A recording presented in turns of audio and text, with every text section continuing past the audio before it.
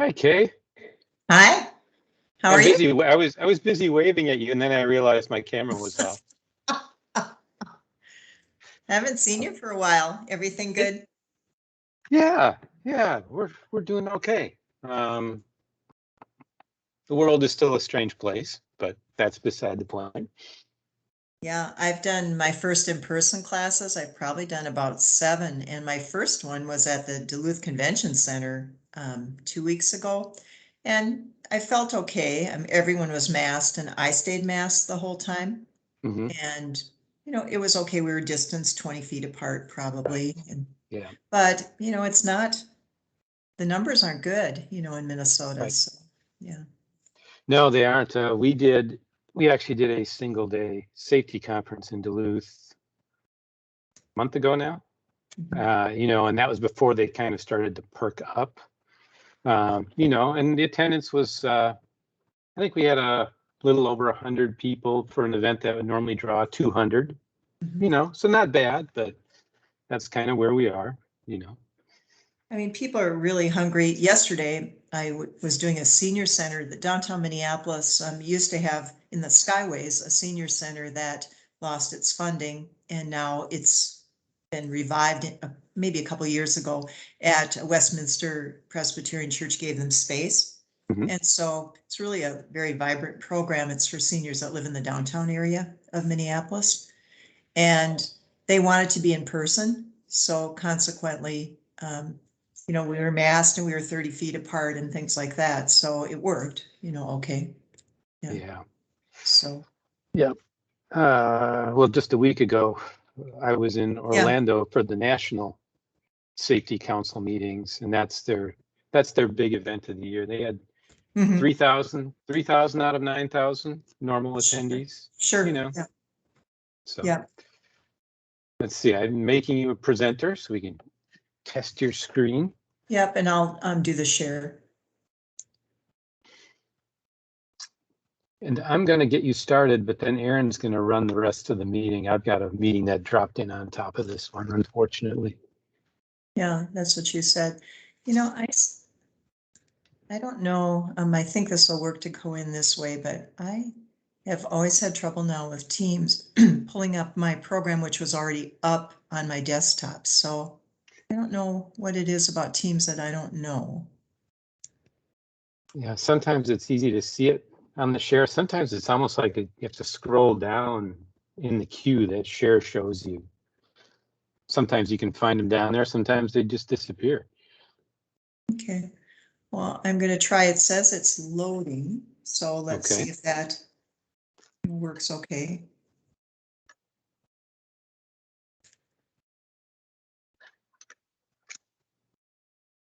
It's Yeah, I looking saw your good. note. So yeah, it'd be great to Yeah. see Erin. And so doesn't show this way on mine, but is it showing as a full screen slide? It is not showing as a full screen for some reason. So I wonder how I do that. There's a little, hmm, no, that didn't do it.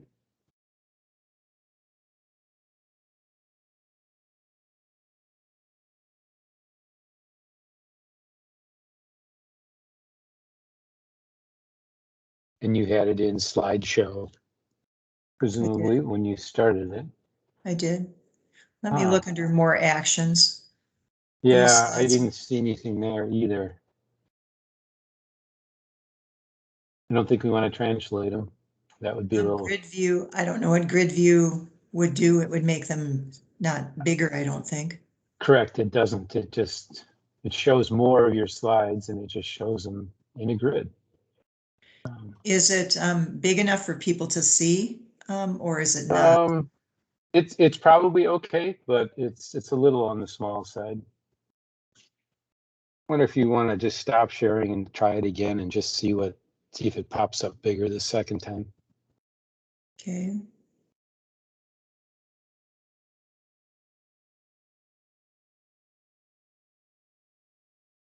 So I do have an option now where it says presenter mode, content only, standout.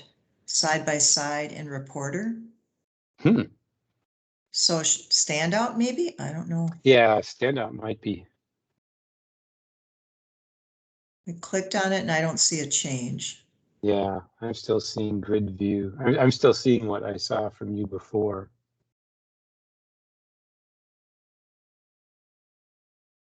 And it doesn't have, okay. So I'm taking stop presenting. Okay, Okay. and I'm going to share again.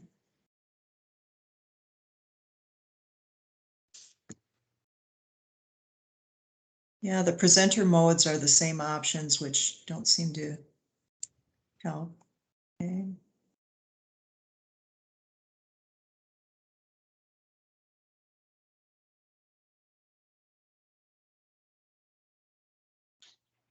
And now it's loading again. Hmm.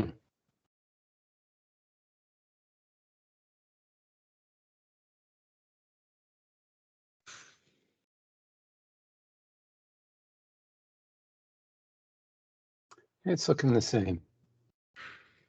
That's interesting. I suppose since you have a copy of my slides, but then I can't advance them, so I guess Right. way having to I ask you. Yeah, I mean this I can it's definitely, I mean it's workable for sure.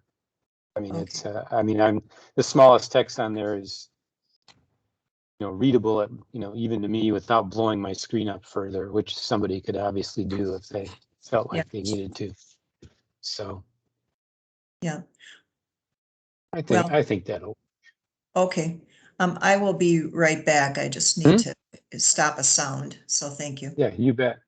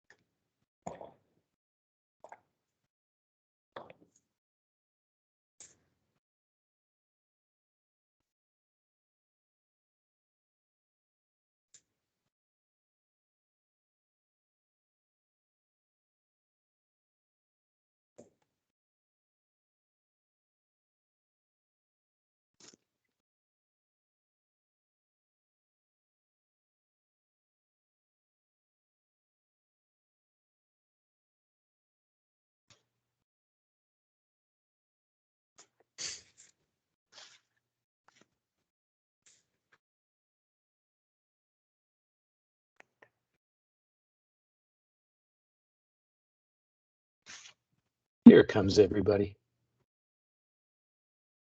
It's amazing how good we've all gotten at this Teams thing. It's like, wait a minute, I don't even have to walk down the hall.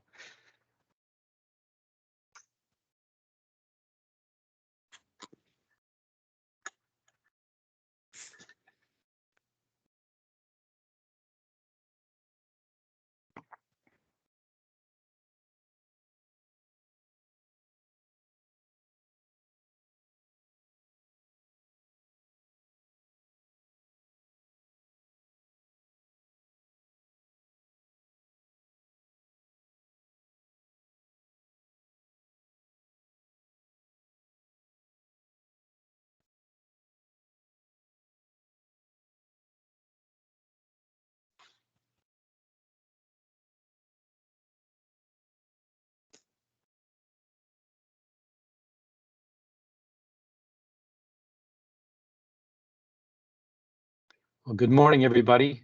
My name is Paul Austin. I'm with the Minnesota Safety Council, and we're very happy that you're joining us today for our ongoing collaboration with NAMI Minnesota to bring mental health awareness to the members of the Minnesota Safety Council and anybody else who's willing to join. A couple of things, this session is being recorded, and so it will be available on our website afterwards if you want to pass it along to any other folks that you have in your organizations.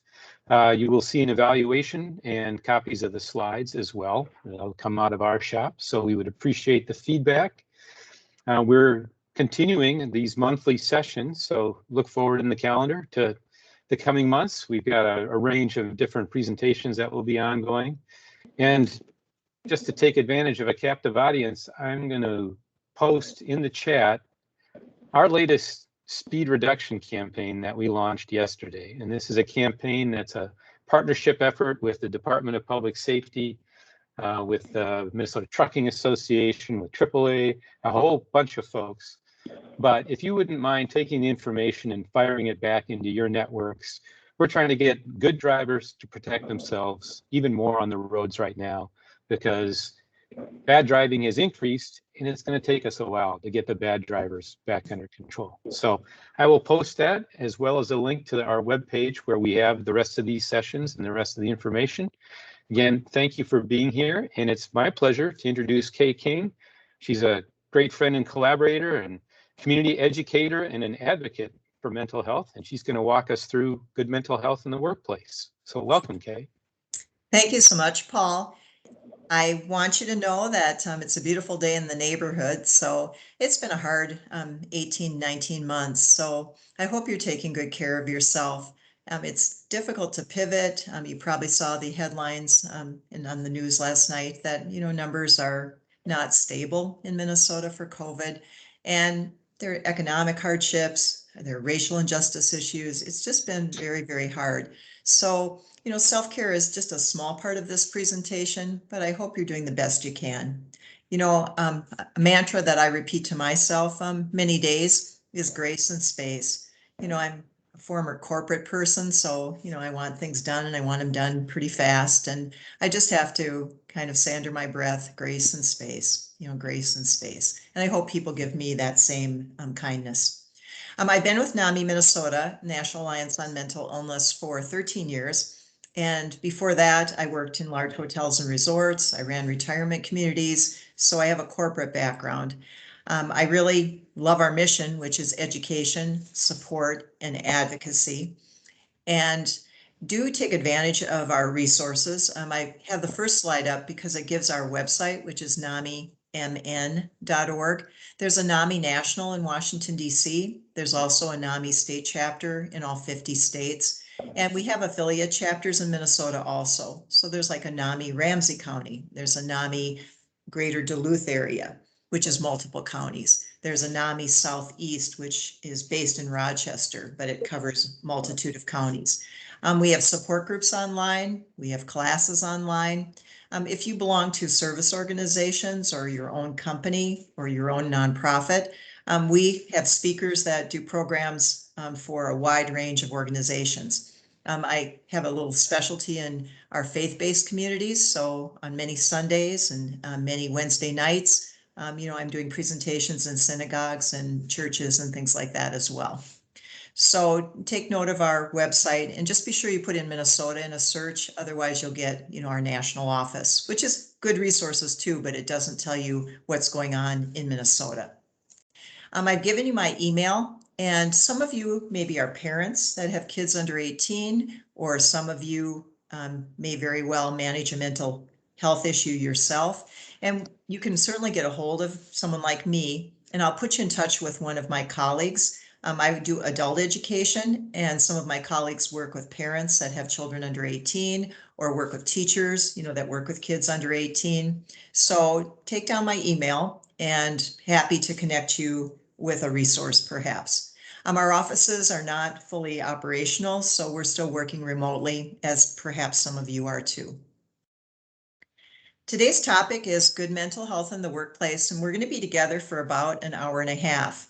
And I like having questions, so if you have questions or comments, please put them in the chat. And I have to, full disclosure, I'm not good at following the chat while I'm talking. So Paul is going to be with us for part of the seminar today, and then his colleague Aaron will monitor the chat after that. So, I'll stop from time to time just to see if there are any comments or questions. So learning objectives for today is really centered around 5 things that you can do to create a workplace, that values good mental health. You notice I didn't say values mental illness, but, values good mental health. And those are to promote good mental health, to know maybe some, basic signs and symptoms. That's not today's purpose. And unless you're a medical doctor, unless you're a master's level social worker, or unless you're a physician's assistant, or unless you're a psychologist, which is a PhD in mental health, really, we're not trying to diagnose anyone. We're just trying to be the bridge that helps people get the resources that they need. And obviously we want to change attitudes, towards people with mental health conditions or struggling. And we also want to learn about accommodations. Mental health issues are covered by the American Disabilities Act, the ADA.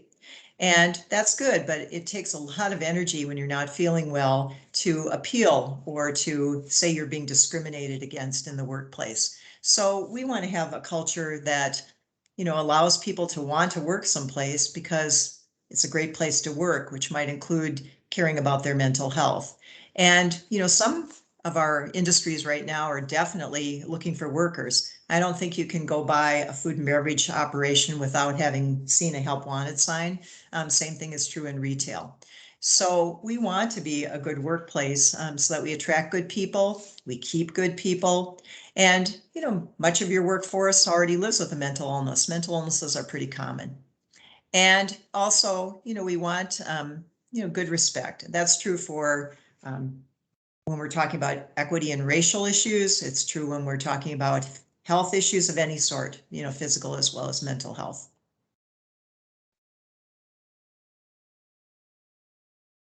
So some of the goals that we're trying for and to talk about today is really to use the gifts and talents of all employees.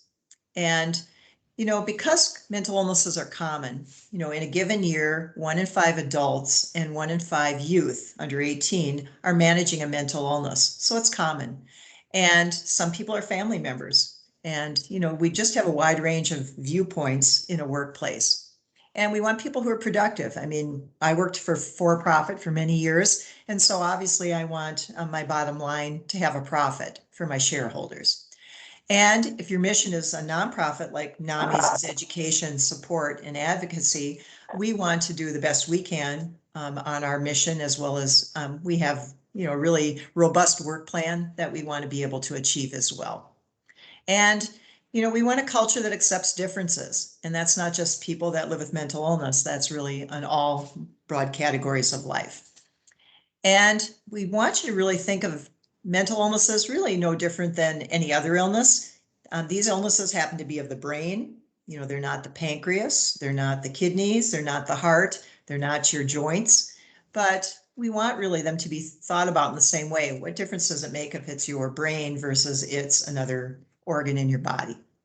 And the last bullet point is really important. Recovery is very much possible. People get better. Are people always cured? Well, not so much.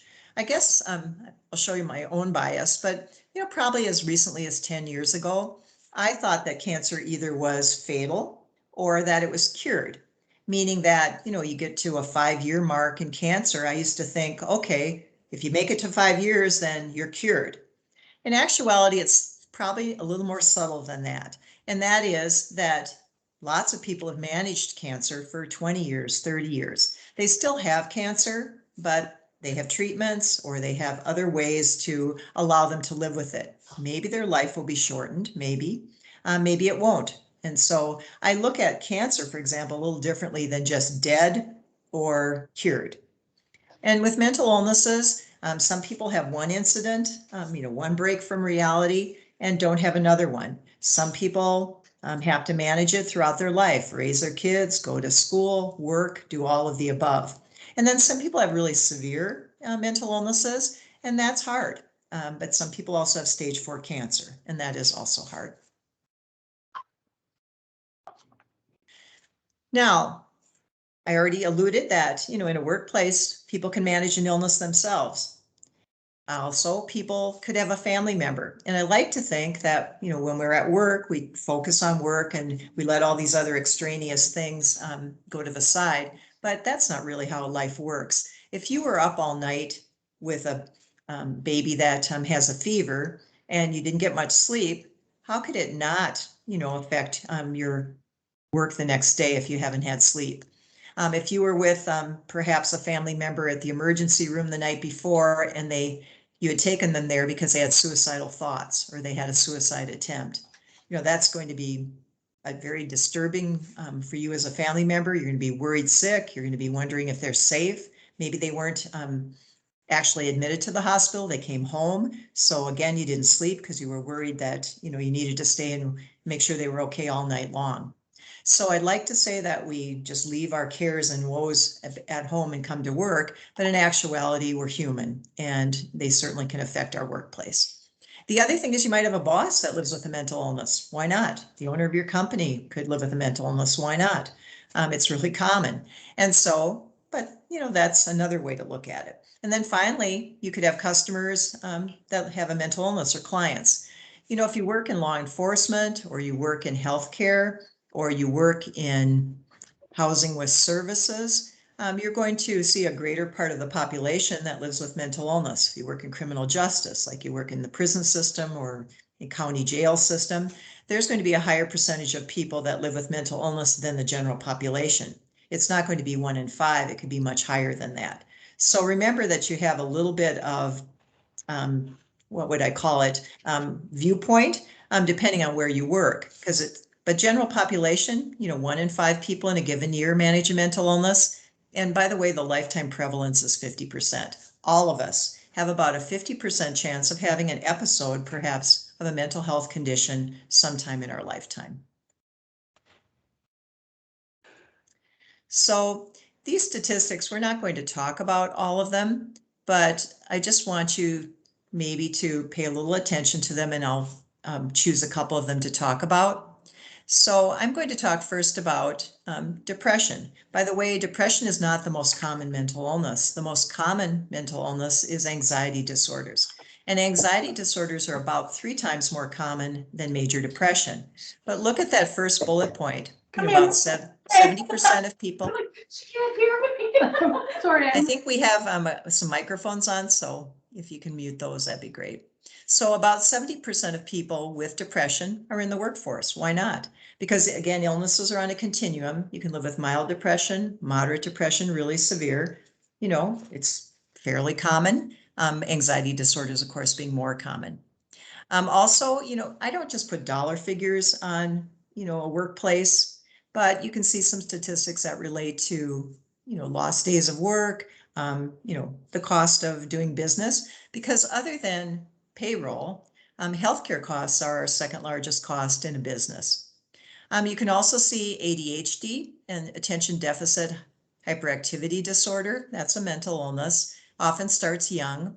And, a famous person that lives with ADHD is Michael Phelps. And Michael Phelps is the most decorated Olympian ever. He was a swimmer, still probably swims, but he doesn't compete anymore in swimming. And he's the most decorated Olympian in all sports. And he's probably almost 40 now, I would guess. He's married. He has a couple of children.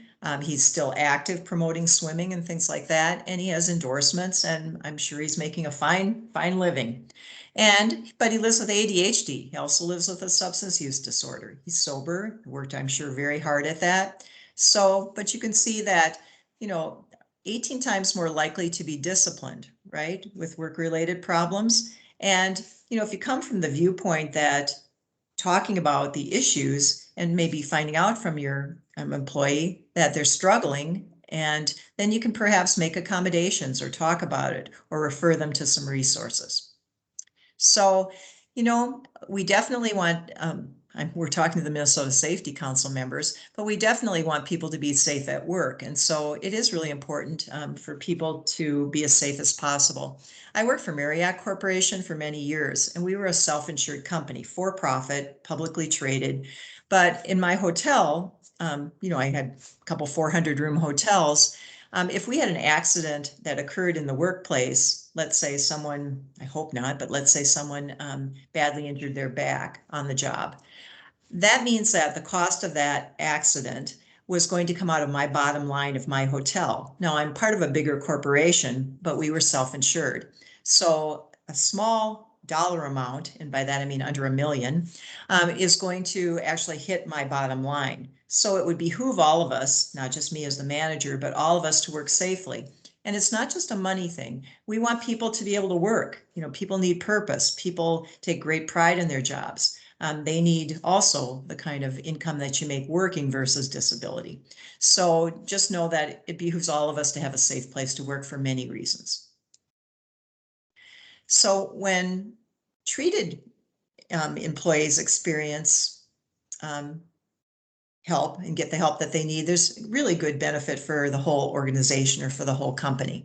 It's better productivity. People are more engaged in their job, which has positive outcomes. And let me tell you a little bit about loyalty. I've worked for a couple of companies that really had a wonderful opportunity for you to donate your unused PTO time. Now, in some companies, that's sick time and vacation time. Sometimes it's a big pot that's called PTO. But I've worked for companies where I could donate my unused sick or my unused vacation to someone who was having a transplant, or someone who had a child that was going to be hospitalized for maybe 3 months with a really serious illness at Children's Hospital. And I could actually then donate to my colleague some of my time. And can you imagine if you were the recipient of your colleagues sharing their vacation or sick time with you, how grateful you would be? I also have a colleague that is a volunteer for us, and she actually she's retired now, but she had her first onset of bipolar disorder when she was in her 30s. That's a little bit later than normal, but she was in her 30s, and she was a good employee. And her employer, and this is the 80s, by the way, her employer actually held her job for 1.5 years until she was stable enough to come back to work. Now, that was before there was family leave. There was no law like that at the time, but they valued her as an employee. They used temps and things like that, and the job was waiting for her 1.5 years later. Now, that's not always possible to do, but think about what kind of loyalty and what kind of great employee you get when you do something like that. So think about in your own workplace, what are some things that you can do? Now, I'm going to give you a couple examples. They're local in Minnesota. Best Buy is a Fortune 500 company, and they have stores, retail stores, and they sell electronics and other things as well. They have the Geek Squad, so they have IT services. Anyway, they're based in Richfield, Minnesota. And so up until a couple of years ago, they had a CEO named Hubert Joly. And Hubert Joly, I actually had met before, because he worked for Radisson Hotels as their CEO before he joined Best Buy, and I had met him then. And he actually is now stepped down. He's no longer the CEO. And Cory Booker is now, not Cory Booker, I'm sorry, is a politician. I'm not sure if I can come up with her name then, but she's the CEO now. But when he was the CEO, they used to have all employee meetings from time to time, and they're a big international company. So some people were in the auditorium in Richfield for the meeting, and some people joined by conference. And He had senior executives at Best Buy tape a message about their experience with mental illness. And so they either taped it or they got in front of the crowd at the podium and either told a personal story about mental illness or told a family story about mental illness. And after those messages were said, then Hubert Joly got up and announced a change to the benefit package for those that had insurance at Best Buy. And the change to the package was, if you have our insurance and you have to go out of network to get mental health services, and by the way, that's pretty common because there aren't enough practitioners. So often people, to get a psychiatric appointment, they have to go outside their health plan. And the same thing is true with, perhaps getting counseling, therapy, things like that. So they said at Best Buy, going forward, we will make up the financial difference between an in-service provider and one that's out of network. Now that's a pretty big financial commitment by Best Buy, but it's also a cultural commitment. Now, you're not Best Buy, you're not maybe huge like they are, but that's really the kind of culture and commitment that's worth thinking about. Now, I'm going to contrast that with a different type of story. I was asked a few years ago to do a program, a lunch and learn, at a law firm, and it's a really large law firm in the Twin Cities. And I thought that was great. They were going to have a mental health topic. They actually brought in a lunch into the conference room, and there were probably about 50 people there, but employee-wise, they had over 300 employees. And afterwards, the HR person is the one who set me up to do this. Afterwards, I said, how many attorneys were in the room? Because the primary employee at this law firm is an attorney. That doesn't mean they don't have paralegals and they don't have administrative people. They have all those too. And she said, I guess there are about 2 attorneys in the room. Now that law firm has more than 200 attorneys. And I think being an attorney is a stressful job too. So I'm thinking to myself, why aren't the bosses here? What kind of message does it send when you have a mental health lunch and learn, and the only people that are there are the paralegals, the admins, the HR people, and no attorneys are there? So again, think a little bit about, isn't it great to bring in a topic like this, but then you don't have the bosses there? Because paralegals work for attorneys and administrative assistants work for attorneys. So it's just something to think about. What's your culture like where you work? Or what's your culture like where you volunteer? Because, volunteer, you're not paid, but a lot of times volunteer forces look like workforces also.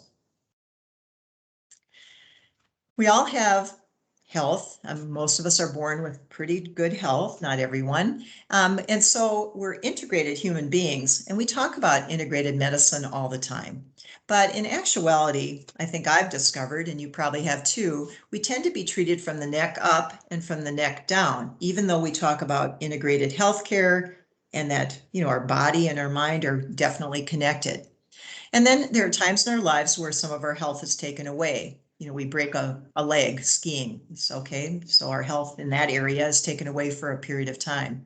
And sometimes people develop illnesses that they have to manage for the rest of their lives. MS, multiple sclerosis, might be an example of that.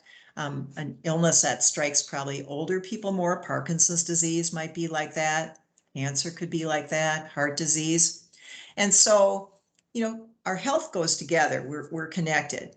And last time I took, biology, it was late 70s, and I learned that my brain controls my heartbeat, my brain controls my breathing, my brain controls my thinking, my feeling, my thoughts, my emotions, my ability to have relationships with others.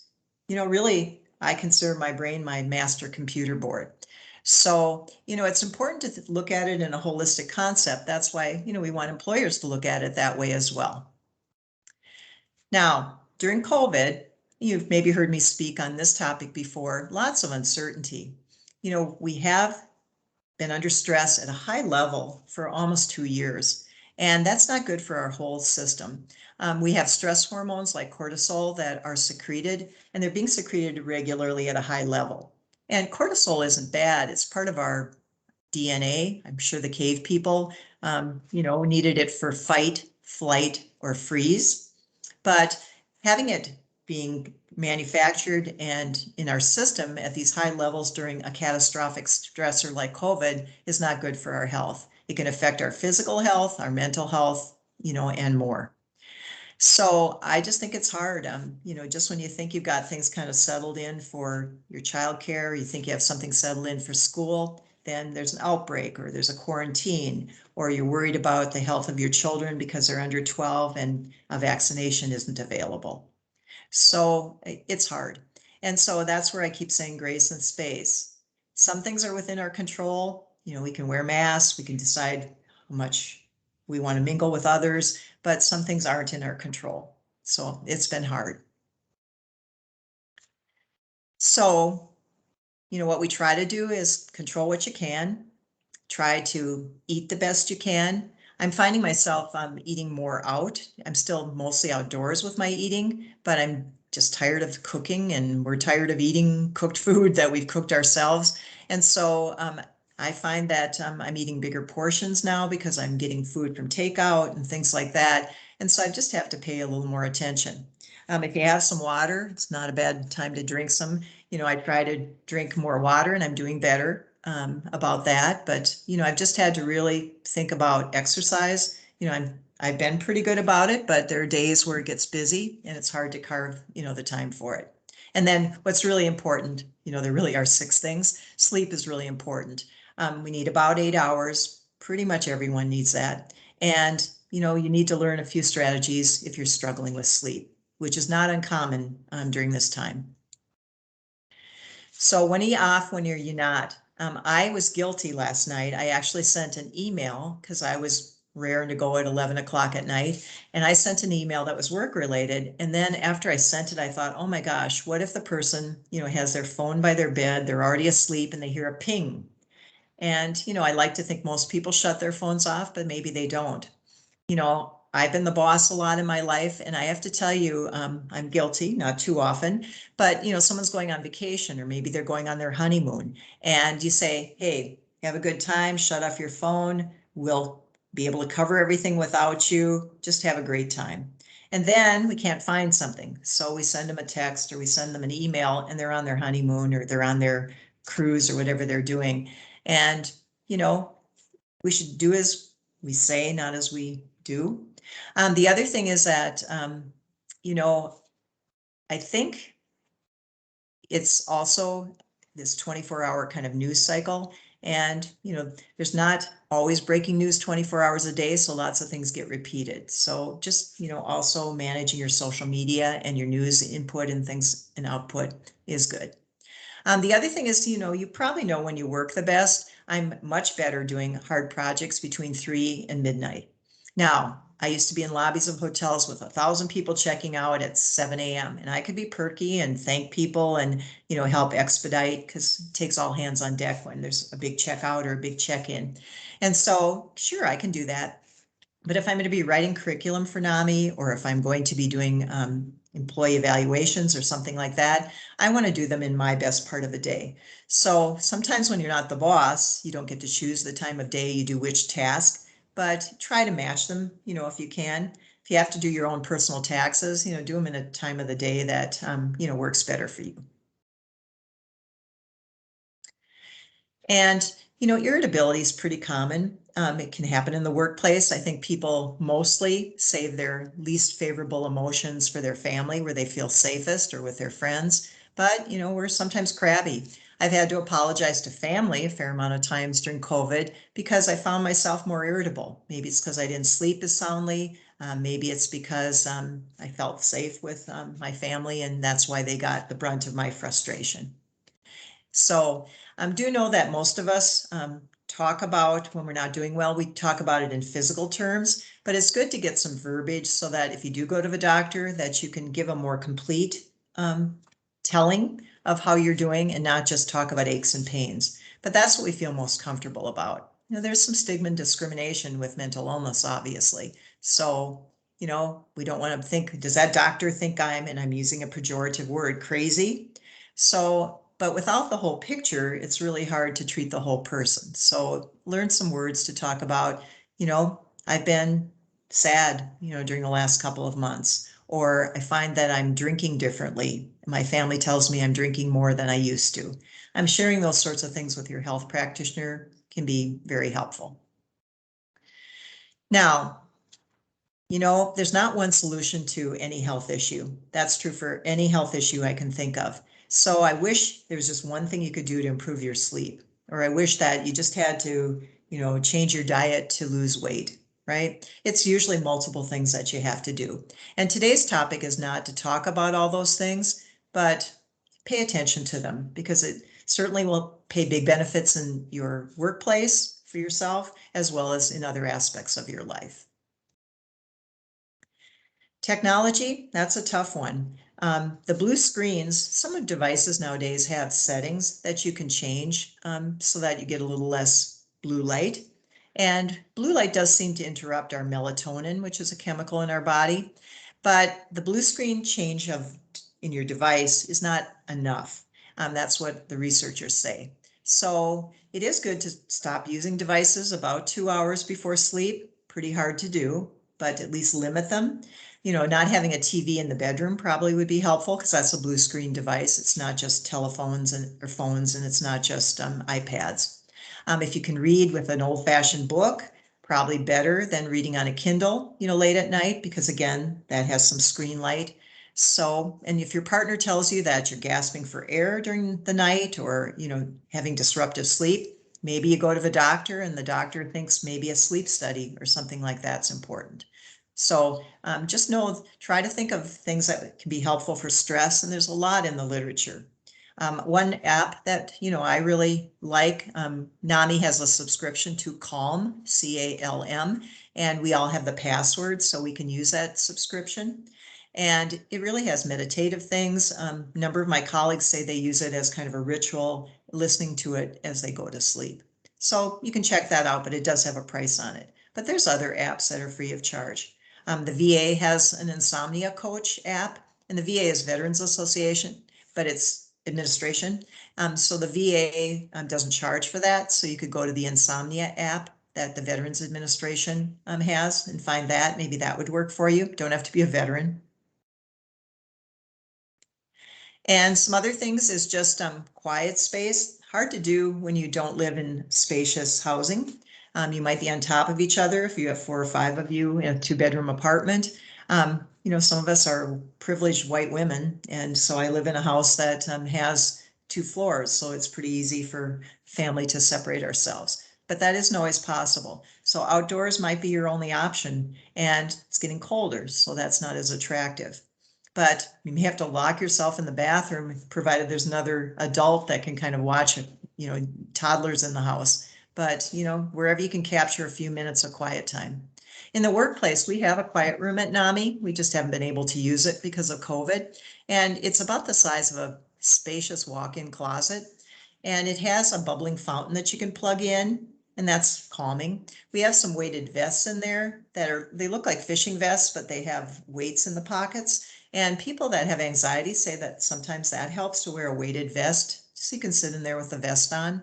We have those bouncy balls, so you could sit on that for a little bit, or you can take one of the bouncy balls back to your desk and sit on that, just so you get a little movement and not sitting in the same position. We also have a dimmer in that room so that if you want a little lower light for a 5-minute break or so, you can certainly dim the lights. So now I'm just going to stop for a moment because I've done a lot of talking, and I'm just going to see, does anybody have any comments or thoughts? We have many more things to continue with, but is there anything in the chat at all?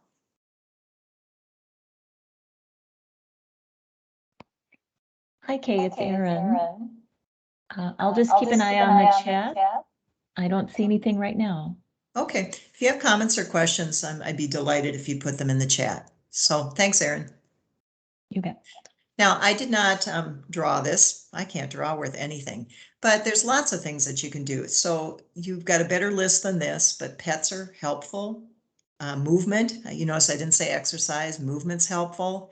I don't like to clean, but crank Motown and clean the toilets. And so, I think you found good strategies. You can certainly put those in the chat if you want. And maybe they would be helpful to your colleagues. So, how do you promote good mental health in the workplace? So encourage people to use their vacations. When I've been the boss, I've been guilty. A couple months before the end of a fiscal year, I will say things like, don't forget to use your vacation. It's your benefit. You've earned it. Use it. Okay. And then throughout the year, we try to remind people to use their vacation also. But some people lose vacation. They can't carry it forward sometimes at their workplace and they lose it. I've been guilty as the boss. So I've told people, use your vacation, and I've let my vacation go into the pot, right? So make sure that you are congruent in your message. If you say that, then use your vacation yourself. None of us are indispensable. Part of your job as a boss is to groom people to be able to someday take your job. So, you want to let them be in charge while you're on vacation so they get some practice. Many organizations, including Little NAMI, which just has 36 people, we have an employee assistance program. That's what EAP stands for. And I hope many of you have one, but I'm just going to give you a couple pointers about it. One is it's a benefit that organizations can choose to offer their employees. It's free, paid for by the employer.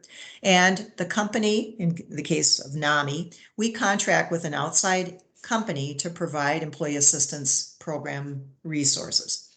And we get a few counseling sessions, 3 to be exact. But I've spoken to a company that has 8 because they bought the deluxe employee assistance plan. But 3 counseling sessions, they're free. There's no copay, there's no out of pocket, and it's also private. In other words, they report back to NAMI how many people have used the resource, but they don't say Kay King has used it. So, no one knows that you're using it for counseling or for legal advice, because the employee assistance program is not just talk therapy. It also includes things like helping you find maybe a senior facility for an older adult in your family, maybe giving you some reduced legal fees for something like, let's say you're buying a cabin and you want a lawyer to look at the contract. You might, through your employee assistance program, have legal fees reduced, or maybe one session with a lawyer as part of the employee assistance plan. You can use it as you wish. For counseling sessions, in our plan, and I think most employee assistance plans, it's not just the employee that can use it. You could have a spouse that could use that employee assistance plan counseling session. Or you could have a grandparent that lives with you that could use that session because they're in your household. So check with your employer and with the HR department to see all the details about your employee assistance plan. Now, if you're the boss or the supervisor, from time to time, make sure you talk about it because it's talked about at benefit enrollment time. In NAMI's case, that's October 1st. And some of you, it's January 1st. But just make sure you don't just talk about it once a year at enrollment time, that you maybe use an example in your e-newsletter, or you have maybe your weekly e-blast that goes out to employees. It's good to feature it from time to time, just so people know about some of the aspects of the employee assistance program. And, once we get back in the workplace, and some of you already are, and some of you never left because you're an essential worker, you have bulletin boards, maybe you have electronic bulletin boards or physical ones. You might have outside of an HR office, plexiglass holders. But, put employee wellness information up. We have a break room at NAMI, and we have a bulletin board, the old-fashioned kind, and we have recipes up, healthy recipes. We have upcoming programs that we're aware of that people can watch online. Those sorts of things get posted up there and get posted in e-blasts that we send out to our employees on the weekend. We have kind of a weekly e-blast to employees on Saturday. So those are some of the things that you can do. Now, I did a class it was sponsored by a corporate wellness committee. So it was for a corporation, but there was a wellness committee of employees. And so they hosted a class on mental health that I taught. And at the break, and also at the end of my class, they had a drawing for all the employees. And all the drawing prizes were healthy drawing prizes. One was a gift card for, I don't know if it's a fast food place, but it's a fast food place that primarily has healthy foods, not quarter pounders like I like. But they had a gift card for that. They had free weights that they offered. They had a really nice lunch tote. So you bring your own lunch, which usually it's a little healthier than buying something outside. And so, the prizes were all related to health. a nice looking water bottle. And I think they even had a discount maybe to put towards a membership for a health club. So the drawing prizes were very appropriate. And then doing training, not just manager training, but managers sometimes set the culture. And I hope culture gets bubbled up through wellness committees and things like that as well. So trainings are good. And thanks for doing something like this today. Now, the fact that you live with a mental illness does not alone lead to poor work, right? People are stable. My mom lived with a mental illness since she was 18. Okay, so she died at 82. She had to manage bipolar disorder for a lot of years. But my mom and dad owned a restaurant, and my mom worked full-time in the restaurant. There were some periods of time that she could not work, but she was a good employee. She was an owner of a restaurant with my dad. My mom was a librarian in my hometown. So my mom lived a life, but she also lived with not mild bipolar disorder, but more moderate to severe. So I just want you to know that, when she was stable, which is much of the time, my mom was the best kind of employee you'd ever want to have. But when people are untreated or undertreated, then there can be some problems with their health, and it can sometimes manifest itself in a workplace. Now, that doesn't mean people won't get better and won't be stable. They will, but they need to, again, have someone help them bridge to the help that they need. Now, I talked about this right up front. We're not trying to be the doctor. We're not trying to be the therapist. I love giving unsolicited advice. I love it. So you can just stay on if you want advice on almost any topic. I'm your person, and I'm being facetious. But, I don't like receiving unsolicited advice, and I don't even think, our employees necessarily do. So there are ways to talk about it. You can just say, for example, you can say, I can see you're struggling, and I really would like to provide a resource. Is that okay? Or you might divulge personally something. You can say, I'm concerned about you. In my life, I've gone to some counseling and I found it helpful. Would you like, a resource like our employee assistance program? Do you know what that is? Do you have the phone number? So, those are some ways to approach it. And I'm not talking about in a discipline situation. I'm just talking when you're leaning in to try to help a coworker, or you're trying to help, someone who works for you, or, maybe it's even a good client or customer. Now, mental illness really, especially when it's untreated, can really affect all aspects of your life. Mental illnesses are biological in nature. We don't really know what causes mental illness, but the theory is you're born with a predisposition and something puts it into motion. And what puts it into motion is referred to as a second hit. COVID-19, which is a catastrophic stressor, can be a second hit. I think almost everyone has had some sleeplessness as a result, might even use the words depression or anxiety to talk about how some things have gone during some of this time period. Doesn't mean you live with a major anxiety disorder, doesn't mean that you live with major depression. Those are diagnosable illnesses. But we kind of use the words anxious and depressed as terms to describe how we're feeling. Doesn't mean you live with major depression, doesn't mean that you live with an anxiety disorder. But you'll even hear in winter, people will say, if we have the 12th day of no sunlight, I am so depressed I'm moving to Mexico, right? Doesn't mean they live with major depression. Doesn't mean that they live with SAD disorder, which is called seasonal affective disorder. That's a diagnosable type of depression. Even though many of us crave pastries and donuts and carbohydrates in the winter, doesn't mean that we live with SAD disorder.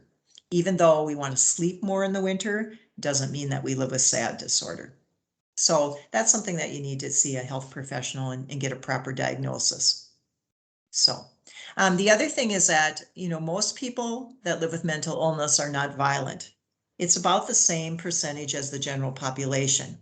However, if you live with a pretty severe mental illness and it's untreated, right? Untreated, not getting any help for it, there is a chance of a little bit more violence. So I think, the media has influenced how we look at mental illness. It does not make for very good drama to have someone live with mild anxiety disorder on a TV show. That's us, right? Many people live with mild anxiety disorder. So everything's really exotic, or it's really violent. Or we read about, the things like Sandy Hook Elementary or Columbine or the Army base in Texas or Marjorie Stoneman Douglas. Those are really isolated incidents. They're horrible, of course, but you need to realize that there are millions upon millions of people living with mental illness, and they're not perpetuating any violence. And by the way, not every heinous crime that you hear about is perpetrated by someone who lives with a mental illness. There are other reasons that people do crimes. So I think just to remember, many of our families and friends that live with a mental illness are victims of violence. You're very vulnerable, when you're symptomatic and untreated and living with a mental illness, very vulnerable. Not everybody who is unsheltered, some people use the word homeless, I use the word unsheltered. Not everyone who is unsheltered lives with a mental illness, but, if the statistics say probably maybe 30% or more, 40% of people that are unsheltered live with a mental illness. So just know that you're pretty vulnerable, when you're out in the elements. You're pretty vulnerable when you have all your belongings in a small cart. So just remember that instead of perpetuating that, all people that live with mental illness are violent.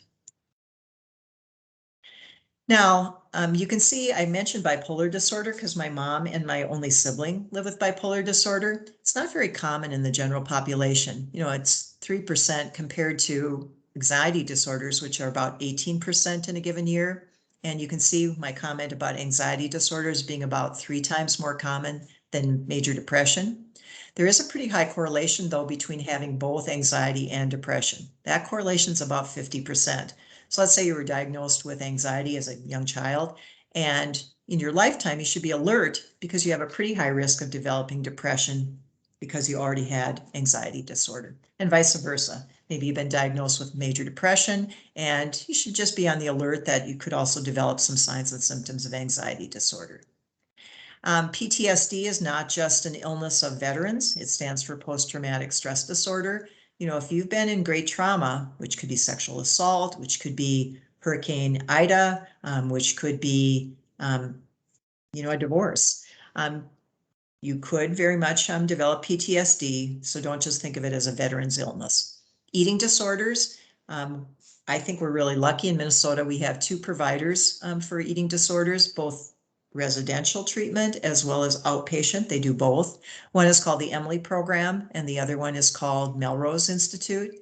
And some states don't have any eating disorder programs. And the most common eating disorder is binge eating, and bulimia and anorexia are also eating disorders. And, take other classes if you want to learn more about mental illnesses.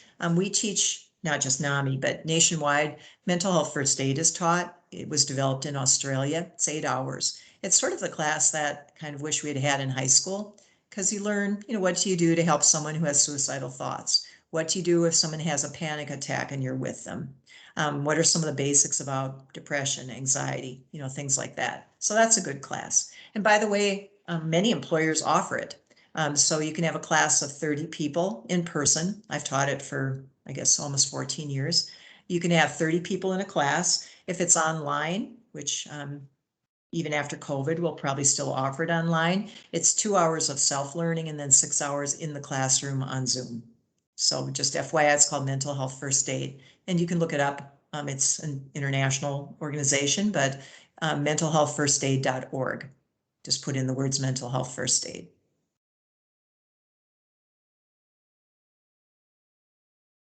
So I'm giving you a few signs and symptoms, but I'm not being specific. They're not true for all mental illnesses, but these are some things you might notice in the workplace. Doesn't mean that someone lives with a mental illness if you see these things. There could be other issues as well. So, someone could have some emotional lability, Labilty, lability. So that would be a change for them that you've noticed. Someone could have some concentration issues, but you know what? During COVID, a fair amount of us have a little bit of concentration issue. Someone could have memory issues. Doesn't mean they live with a mental illness. What if they have early onset Alzheimer's? Neurocognitive disorders like Alzheimer's disease are not a mental illness, but they are a disorder of the brain. What if somebody has a brain tumor? And if it's pushing that tumor on a part of the brain that is where our emotions are, then it's going to change our emotions. If it's pressing it against a part of our brain that controls our movement in our legs and arms, then we're going to have some trouble with that. So maybe it's a brain tumor. That's why it's really important when you have signs and symptoms of something to get into the doctor. It could be something else. The other thing is you could see patterns of tardiness or absence. There could be lots of reasons. Maybe a child is struggling at home and that's causing the parent to be late to work. Maybe it's a transportation issue. May not be any mental health issue at all. But when you get to sit down and talk with your employee, your goal is to win-win. You want them to be able to get to work, and you want to have a good employee. In a hotel, which is 24/7, if I have 1,000 people checking out, I need all those front desk clerks to be there. If I have a banquet for 800, I need all those servers to be there. I do understand when people can't come in because of illness. I'd like them to give as much notice as possible so we can try to replace them. But, I still have to feed people and I still have to get them checked out of the hotel, as an example. Now, there's lots of things that help you get better when you're struggling with mental health problems. And it's pretty similar to what you would do if you had a health issue that was more physical. So sometimes there's medication. In cancer, that would be radiation, that would be chemotherapy, that might be surgery. So there are medications for many illnesses. And if you've been reading the news, even baby aspirin, which was used as a preventative for strokes and heart attacks, now there's research that says there's plenty of side effects of that, and they don't recommend that as many people take it for prevention as they used to. So I can't think of anything that people take, even over-the-counter things, that don't have side effects. Talk therapy can be very helpful. When you're first diagnosed with major depression, the first line of treatment is both talk therapy and medication, both. So if you go to a regular, nurse practitioner or family doctor, they've only had one rotation in mental health. Maybe they've had some continuing education, but if they only write you a script for medication, personally, I'd be running from them and going to somebody else, because the first line of treatment for major depression when you've been diagnosed is both talk therapy and medication, because you need to get someone back up to a therapeutic level through the medication. Doesn't mean you take it forever, but people who have untreated depression are really high risk for suicide. So it's important to get them feeling better so they can do some of the other things like movement, exercise, eating a good diet, preparing meals, getting a good night's sleep. You have to get someone to the point that they can do the other things. The other thing is your spiritual life is part of, your treatment. Friends and family are a huge part of anyone's health, any kind of health, mental health as well as physical health. Rehab might be being discharged from the hospital, into a transitional care place, because your brain takes about 1.5 years to get back to where it was after you've had a break from reality. And psychosis is the term for break from reality. So happens young. Most breaks from reality are before age 25. And so, it takes a while. That doesn't mean you are staying in the hospital more than 3 or 4 nights usually, but you might need some transitional help. And most of that is in the community, but there are some residential transitional care as well. And some people are hospitalized. The average length of stay for hospitalization for mental health is 3 nights. It's not very long. Even someone who has had suicidal thoughts. And they come home to you, or they come home to a housemate, or they come home to a nursing home, wherever the person lived before. So it's just important to learn some basics. So kind of back to the workplace. So we want to change attitudes. That's one of the 5 things I said we would cover during this. So you want to have your resources ready. You want to make sure everybody who works in your workplace has the crisis numbers for mental health, because not just for family and friends or supervisors and managers, we want everybody to have in their phone the 800 national crisis number, which I will go through. We want to make sure everybody has the crisis text number, which is national 24/7. We want people to have the county crisis numbers in Minnesota in their phone. All 87 counties, have a mental health crisis number. We just want you and everyone else that's in the general public to have those kinds of things.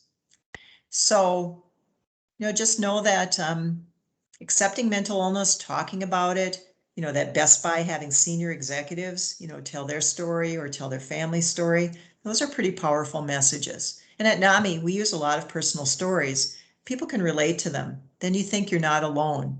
You know, someone looks like you is struggling.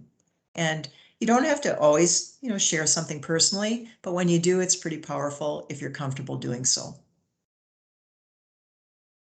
Now, language is important, and that's part of the culture too.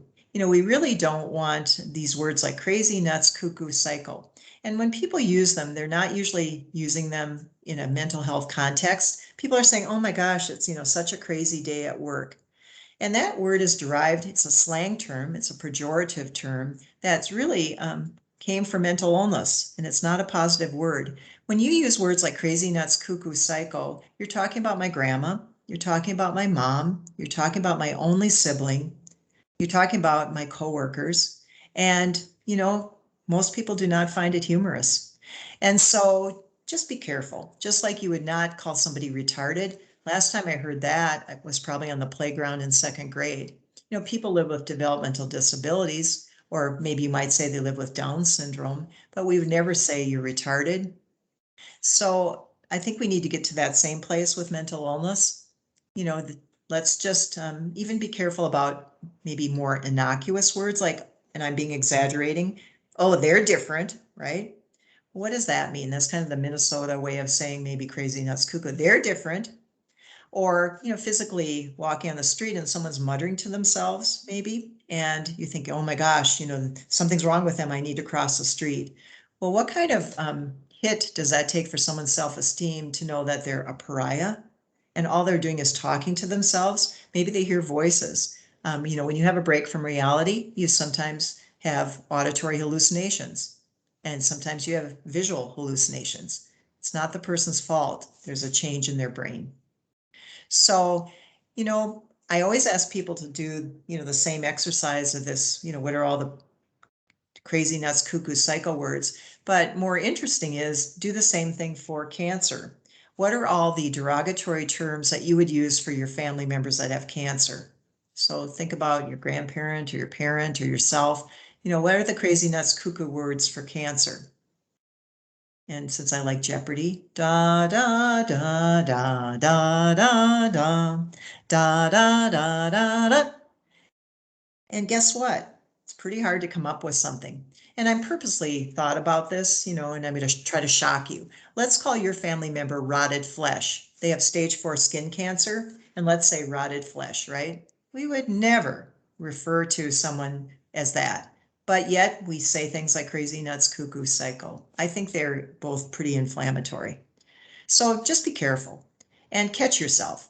You know, we don't call people illnesses. We don't say that someone is schizophrenic. Is that how you sum up who you are? An illness? Would you say I'm MS? You know, I'm stage 4 cancer? Of course you wouldn't. You know, I don't say my mom's bipolar. I'd say my mom lived with bipolar disorder. My mom experienced bipolar disorder. My sister manages bipolar disorder. So experience, lived with, manages, those are 3 phrases that work better. You know, think about your tombstone. I don't know if any of us are going to have tombstones going forward, but you know, you get a couple words. I'm not thinking anyone's going to put their illness as their word. They're probably going to say friend, educator, parent. I'm going to actually put in my tombstone, she used up all her potential. That's what I'm thinking. Or another one I like is God finally caught her eye. So depends how much space I have in that tombstone.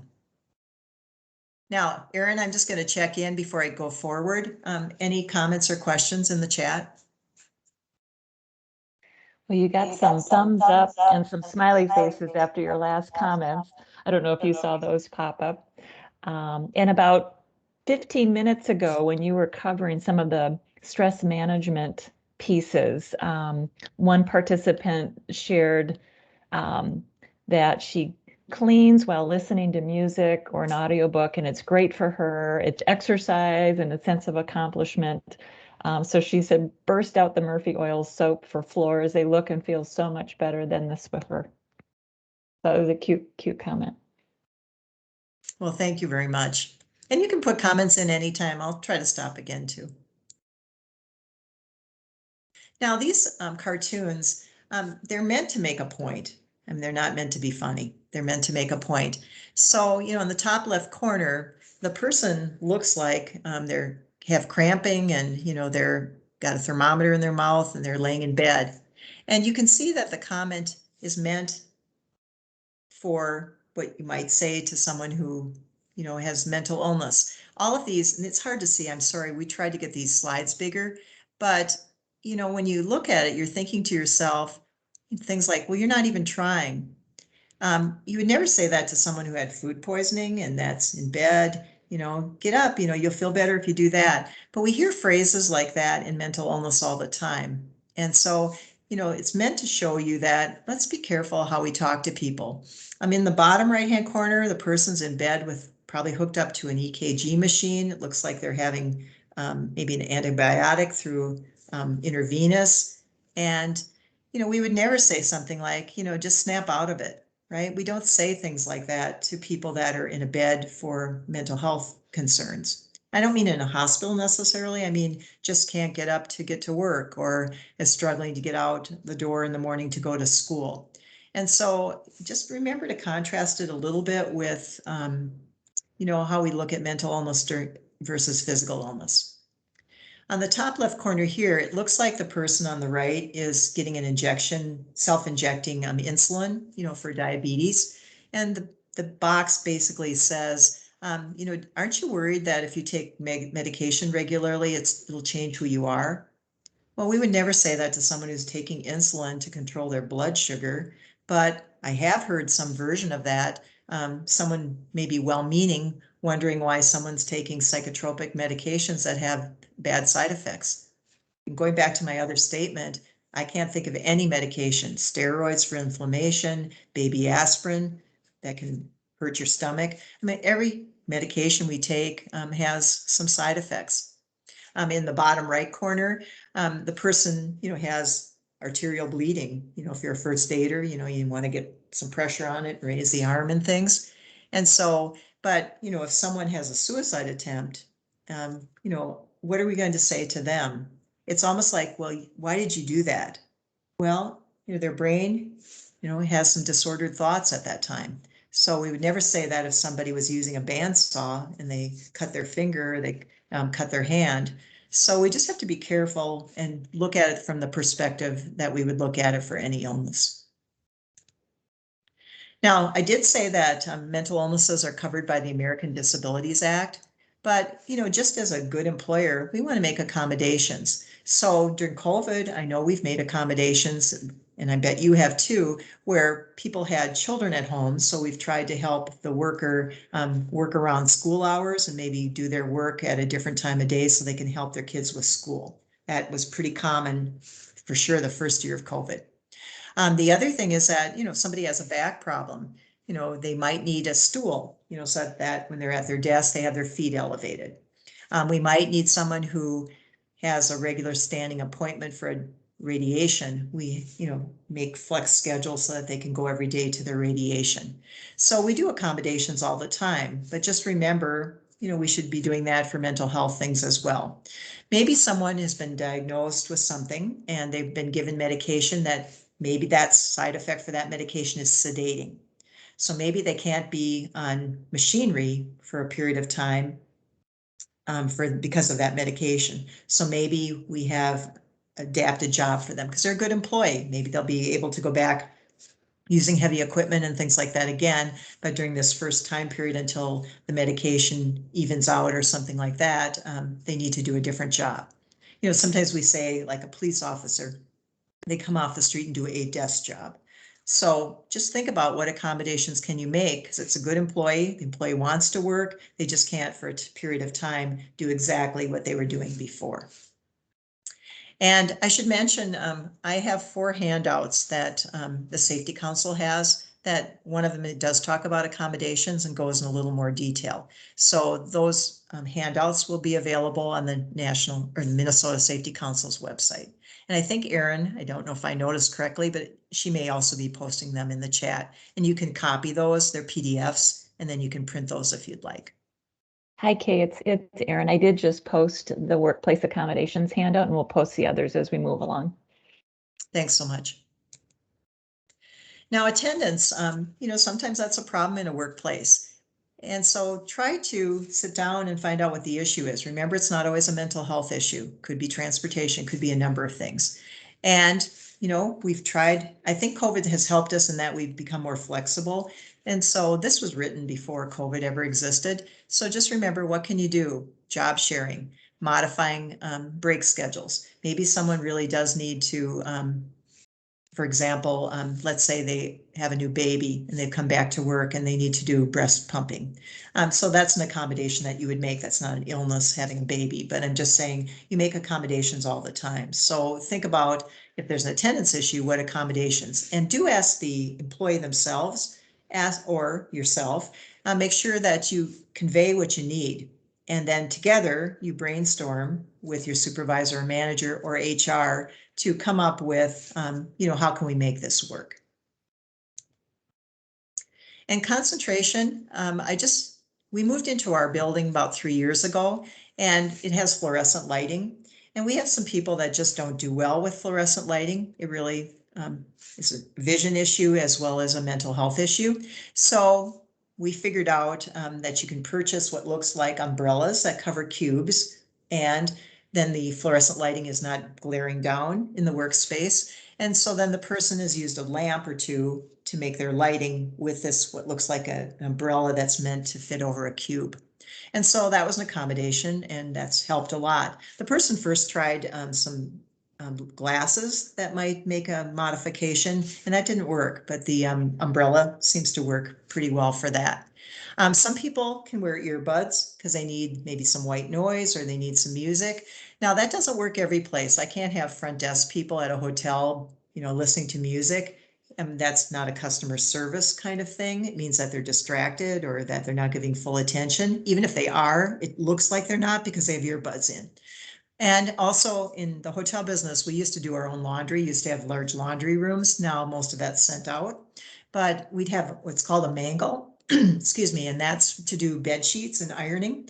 And 2 people would be working the mangle, and you have to be able to talk to each other. It's kind of a noisy room with washers and dryers and things like that, industrial. And so, you know, there's some places you can't have earbuds. So then what do? Can you find another job within the hotel that someone can do that maybe is not able to use something like an earbud because it's a safety issue? So talk through that with, you know, if you're big enough, if you have health and safety people that work on your staff, talk it through with the employee themselves. Maybe you consult their doctor or an occupational therapist or a physical therapist, but all those things are ways to do that. I'm going to use one of my former coworkers as an example. She said I could. She was an IT professional for NAMI, and she's gone on to a great, terrific job, better than NAMI, pays better. And when she started with us, she already had all the IT credentials, but she manages a mental illness, and concentration and some other things like that are hard for her. So she actually has an arms worker, which is usually a master's level person that works on workplace or even, you know, personal life things to help you be organized, maybe help you start to learn how to use public transportation. There are just a number of skill sets that an arms worker can help you with. Not everybody's eligible for one. So, you know, if someone needs an arms worker, you can go to the DHS website to learn more about arms workers and who's eligible. And DHS stands for Department of Human Services, Minnesota. So she had someone come, her arms worker, for probably 3 days. And they weren't even in the same week. They came maybe the first day she started at work. They maybe came a day the second week, and then maybe one more time. And they helped her set up her computer to organize it, and her filing system on her computer.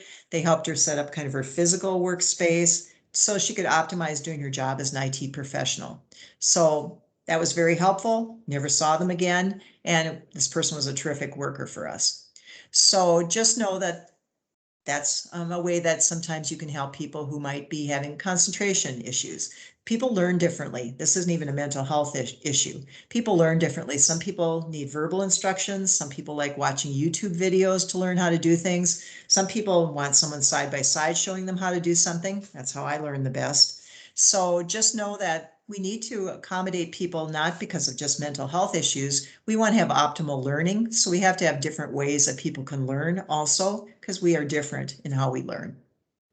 And it's good to spend a little more time, with a person, especially when they perhaps have some symptoms, not symptoms that warrant not working, but, talking, communicating, and trying to have win-win for both the employer and for the person who's working.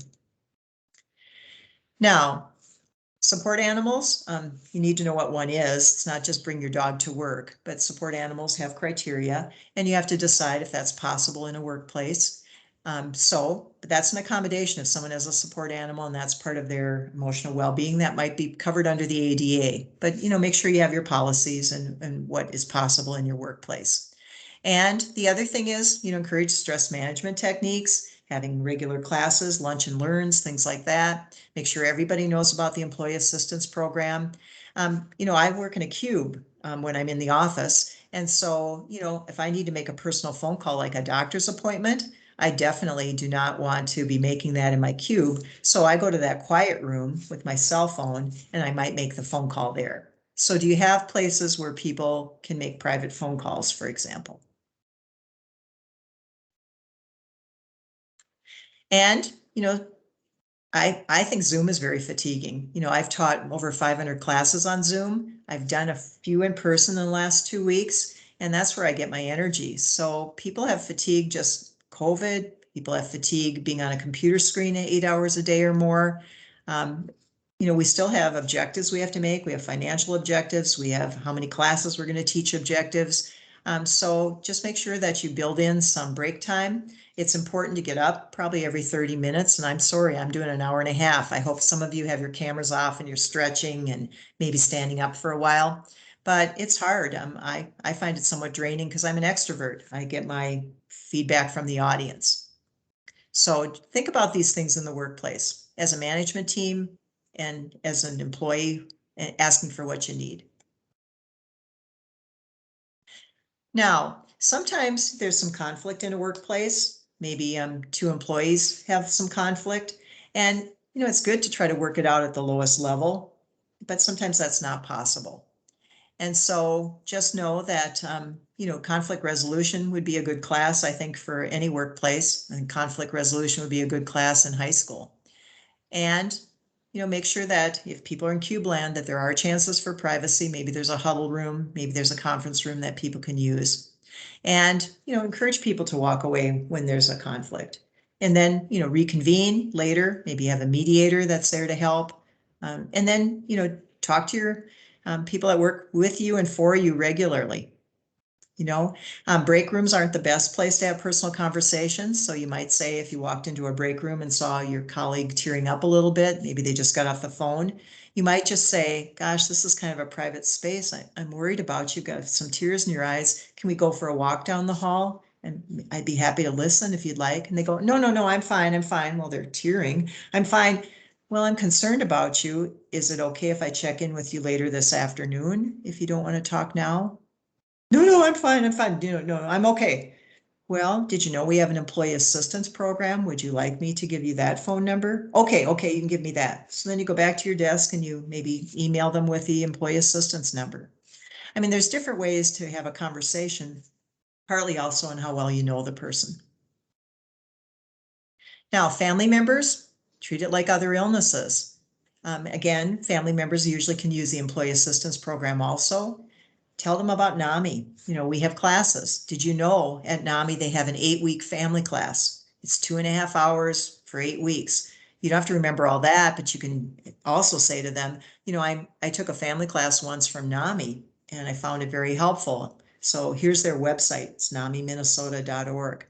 So, again, is it okay if I give you a resource? Because we don't want to give unsolicited advice, but just know that people can't do their best work or their best volunteer work or their best childcare when they're struggling and worried about a family member. I was born to a mother who already lived with mental illness. It affected our whole family unit, right?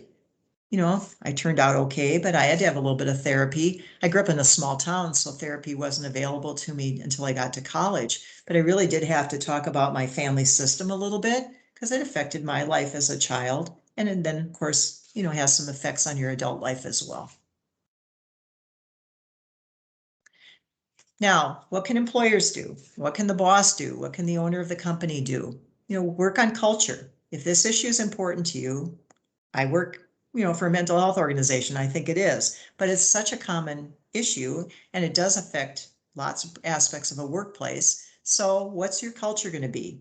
And I would encourage you to have a committee so that you don't get just top down from the HR department and from managers, but you also get some feedback from the general population at the workplace and it bubbles up. And I always think that when you have employee committees for things like that, it goes better. It's the same thing in faith communities. There's often a health and wellness committee in a faith community. So that's not just the pastors going down or the board of deacons or whatever is the head of the governing board of the faith community, but also having a social justice committee or having a health and wellness committee in a faith community. That can be helpful too. And, if someone uses derogatory language or makes comments, that could be in the racial realm, that could be in the mental health realm, privately pull the person aside and say something. If it's really blatant, it's on a call or in front of lots of people, when you don't say anything, you're complacent a lot of times, or at least you're perceived that way. So if somebody uses a horrible derogatory term about mental illness or a racial term, I think in a very polite way, I think you need to say, I'm not comfortable with what you just said. Please refrain from using that term. And you might have to say it publicly, but better probably to educate someone and pull them aside privately saying, I'm a family member and, when you use that terminology crazy, it made me really uncomfortable and here's why. But if you're not comfortable with that, try that at the lowest level. Then, of course, maybe go up a little higher to your supervisor or to an HR person. So if you have any comments or questions about that, put them in the chat because we'll talk about them. So the other thing is, what can employers do? Make sure that, mental health, if you have a wellness fair, either a virtual one or one in person, make sure you have mental health resources available. If you've got posters and you've got rack cards and things like that and plexiglass holders in your break room and things, try to include some mental health things as well. And, just make sure people know about resources, including things like the crisis numbers. So when you see, folks that work for you and they're struggling, listen. We have 2 ears, 1 mouth. I always say, try to listen twice as much as you talk. Don't jump to conclusions. Tardiness and absenteeism, as an example, may not be a mental health issue, but they could be. Or you may not even know that they have a family member that's struggling. Because there's so much discrimination and stigma, people don't talk about that they had a family member have a suicide attempt. You may not even know that, even though they've worked in your employ for 20 years. Because again, people are reluctant to talk about it. Or they're reluctant to talk about their own mental health because what if they don't get that promotion? Then they'll always wonder, did I not get the promotion because someone thinks I live with a mental illness and I won't be able to do my job? Think about this. If you shattered your leg skiing and you were out of work a month because you had multiple surgeries on that leg, what difference is it that it was your leg or you're out for a month because you had to take care of your mental health? What's the difference really? It's a leg versus a brain. But I think, there's stigma, can't deny that, and there's discrimination. So I just think, HR plays a role in this, but it's important for supervisors to get some training as well as managers. So, and then just check in. How are you doing? You have to do a little more effort during COVID times. Maybe have a standing appointment with your folks that are working. Everybody, not just people that are struggling. Maybe you do it by text once in a while. How are you doing? Phone call, not just always email. And careful for any version of snap out of it. Or saying things like, I know exactly how you feel. They lost maybe a parent or a grandparent. You do know a little bit about that because maybe you've lost a parent or a grandparent, but you don't know exactly how they feel. Careful about comparing your feelings to someone else's feelings. And grief, is interesting too. I think that you think, well, years passed, why are they still going to a grief group? Or years passed, why are they still so sad about losing their sibling? Well, grief has no time limit and everybody's different. And so some people may grieve till the end of their days. Doesn't mean that they don't get back to work and that they don't enjoy things again in life. But you know, grief can stay with us for many years or a long time or forever. And coworkers, listening is really important. You know, if it really requires beyond what a coworker can provide as a listener or beyond what a family member can provide as a listener, that's when you encourage people to get in to see their doctor. You notice I didn't say mental health practitioner. I said get in to see a doctor because it could be something else. Some medications have side effects that look like major depression. Some medications have side effects that look like anxiety. Some people have underactive thyroids, which can look like major depression. You know, it's get in, find out what's going on, and then try to articulate the best you can what you're experiencing. And also, you know, self-care is important. Make time for yourself. You know, we have a walking club at NAMI, again, when we're in person. And so 2 days a week, anyone who's in the office, if it's winter, we do the hallways and stairwells. You know, we've got, I guess, a 6-story building up and down. And then if it's good weather or decent weather, you know, we walk outside. We've got kind of a walking path in St. Paul that we can use. And so, you know, that's one way we do it.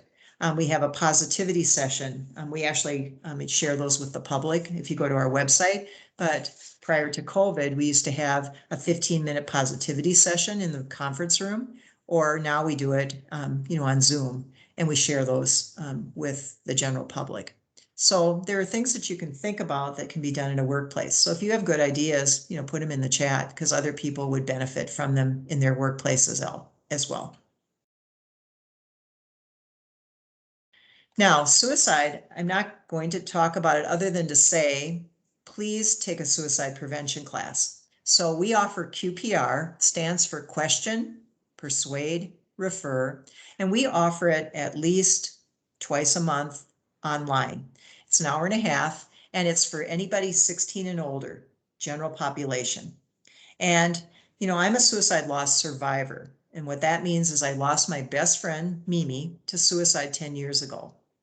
And Mimi did live with a mental illness, but not everybody who attempts suicide or dies by suicide lives with a mental illness, but that is a risk factor. And up until 2020, for more than 20 years, our suicide rates in the United States have climbed.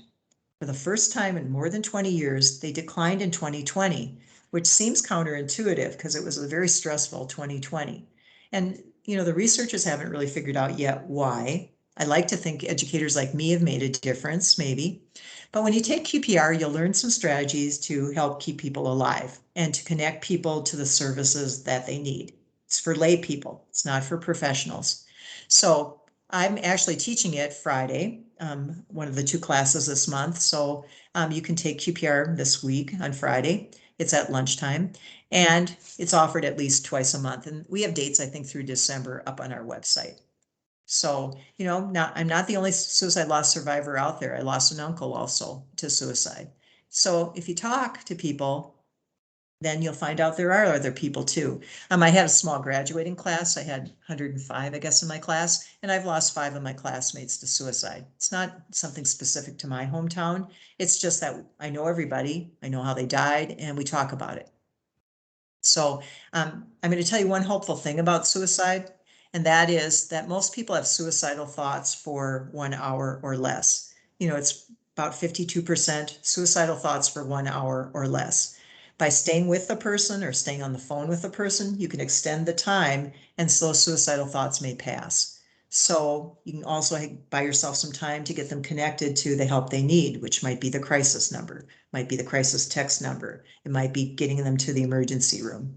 So really take QPR class if you can. We have other classes that are longer that are suicide prevention, but we're not offering very many of those right now, with one exception. We are trying an in-person class. You know, we don't feel great about COVID, but we're doing an in-person class, and it's called Safe Talk. And I'm actually teaching that with a colleague.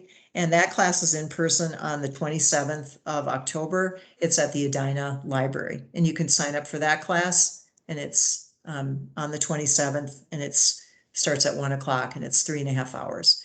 And so that's in Edina, and there's no charge for that. So consider that as well.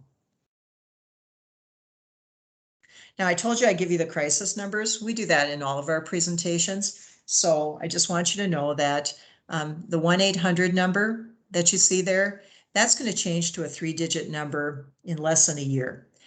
It's been authorized to be just like 911 is a national number to reach the police or sheriff's deputies. There's going to be a 3-digit number to reach help for a mental health crisis. It's national. And so until that time, you need to use the 1-800 number. So I'd like everybody, not just you, but share it with people that are struggling that you know, to have the 1-800-273-8256 number in your phone. Eventually it'll be 3-digit. Also, there's a national crisis text number. Some people like getting help through texting. It's a little more anonymous. And for that number, it's you want that in your phone. It's 274-747. 274-747. And in the message, we'd like you to put Minnesota so that the responder hopefully is a Minnesota responder, because they're going to know, more of the resources in Minnesota. So the crisis text line and the 1-800 number are 24/7. They're national. Now, in Minnesota, we have 87 counties. And so there's also a crisis number for every county in Minnesota. Now, if you're on a cell phone, there's only one number you have to call. It's **274-747, right? **274-747. And that number is to reach the county crisis number in all 87 counties. So if you had a child that was going to college at University of Minnesota Duluth, you can use that **274-747, but sometimes cell towers don't work or you don't have a cell phone. Then it's good to have a landline. So you can also, by going to the St. Louis County, which is where Duluth is, you can go to their website to get their crisis number in Duluth. And you can put that in your phone in addition to the **274-747. Now that was pretty quick. If you call 911, you want to ask for a CIT trained officer. It stands for Crisis Intervention Trained. And that's a police officer or a sheriff's deputy who's had 40 hours of mental health training. All officers in law enforcement have had some training, but it varies. When you go to the police academy, which you have to do before you can apply to be a police officer or a sheriff's deputy, you get a few hours, like 2 or 3. Each individual department does some mental health training, so you might get a few more hours. But the gold standard is 40 hours, and that's called CIT training. It's expensive. For example, the city of Savage, which is next to Mystic Lake, if that helps place it for you, they got a grant so that all their officers have had CIT training. But it's expensive, so that grant helped them do that.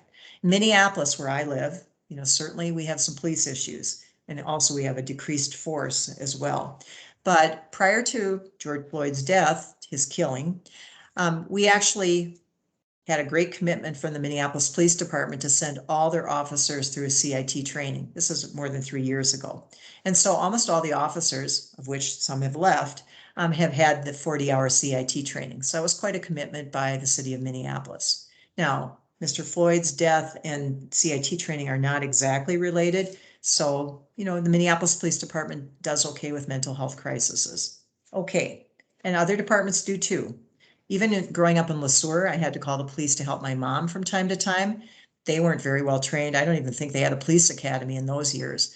But they lived in Le Sueur. They knew my mother healthy. They knew my mom when she wasn't healthy, and they were helpful. And they didn't have a lot of mental health training. But today, it's a different era, right? It's a different era, and people don't even live in the same towns where they work. So these are the 5 things we talked about. Promote good mental health in the workplace. Know a few basics about mental illness, but take some other classes. We have lots of them that will give you much more basics about mental illness. I particularly recommend an 8-hour mental health first aid class, but we have family classes. We have a class called Hope for Recovery. That's 3.5 hours. And we're doing some of these online right now. And try to change attitudes, not this crazy nuts cuckoo kind of stuff. Try to treat people person first, right?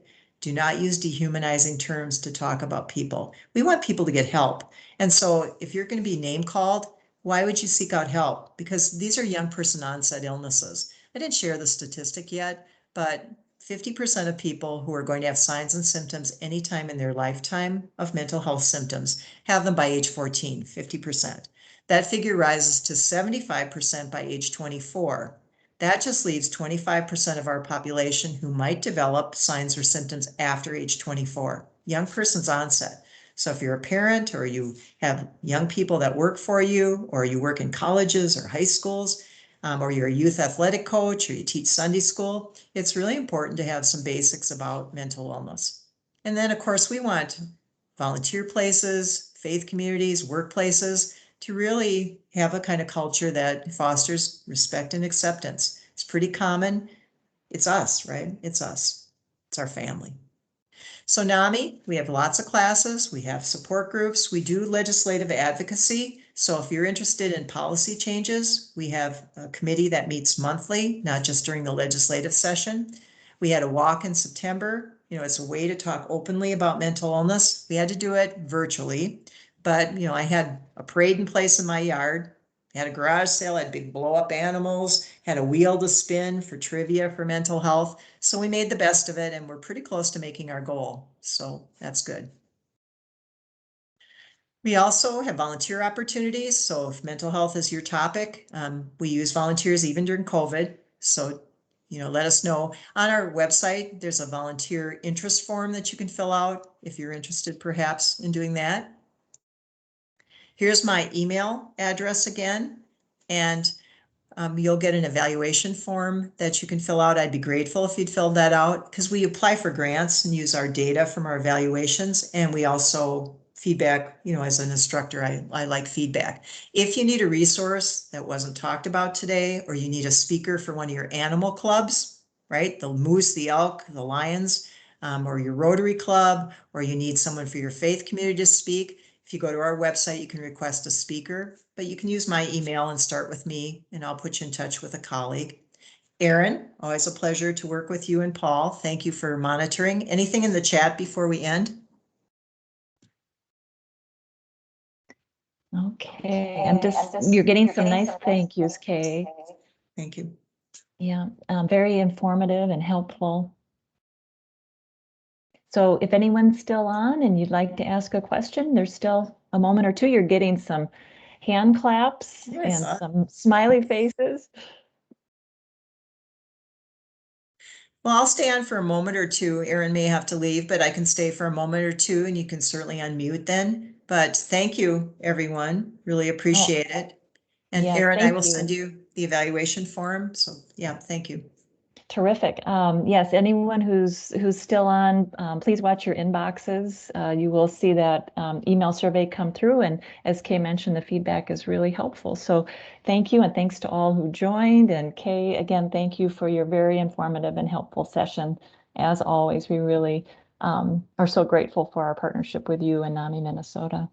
Well, thank you, Erin. Someone did have a comment. They asked if the slides would be available, and yes, they will be on the Minnesota Safety Council website. So if you want my slides, Minnesota Safety Council website. And I did post a couple of minutes ago the actual direct link to the mental health page on our website. So it's minnesotasafetycouncil.org/mental health webinar series. Is where you can find the PowerPoint that we'll post there, and the handouts shared today too.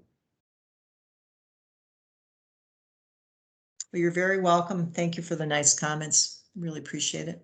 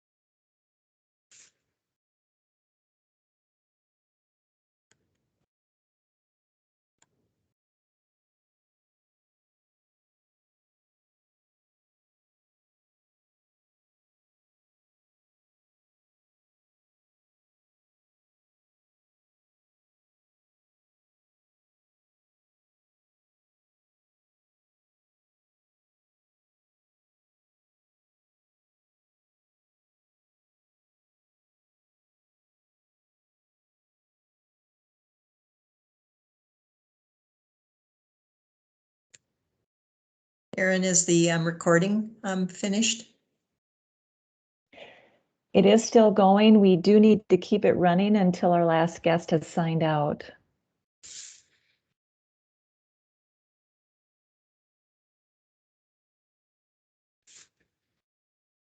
Can I help anybody with a resource that's still signed in?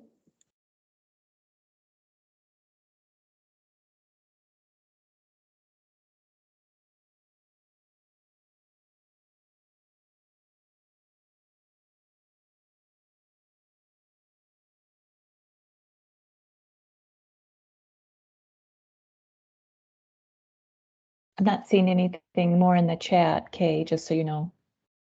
Okay. Well, thanks. I will send you the email when we finish, Erin, and just always appreciate working with you. Oh, thank you, Kay. I'll look for your email. Okay, bye-bye. Bye.